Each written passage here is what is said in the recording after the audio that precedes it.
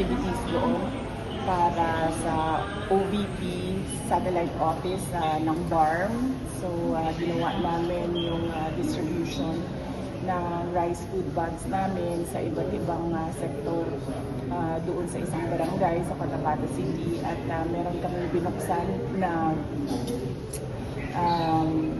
extra plus ordinary OVP exhibit doon sa isang paaralan para ito sa dagdag kaalaman ng ating mga elementary and high school students para sa kung sino-sino ang ating mga vice presidents dito sa Pilipinas.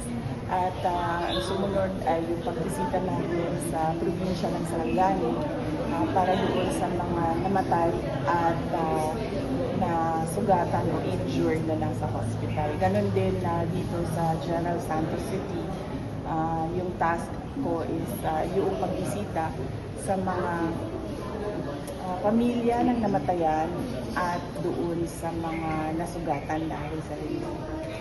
Di ba yung mensahe mo sa families kasi yung mga namatayan? Oo. Kanina, pinaabot ko doon sa mga pamilya ng mga namatayan ang pagkikiramay ko at ng buong opisina ng Office of the Vice President, kasama na ang pagkikiramay ng aming pamilya sa lahat ng mga kamag-anak ng namatay. At pinaabot ko din yung mensahe na hindi natin alam kung kailan mangyayari ang lindol, no?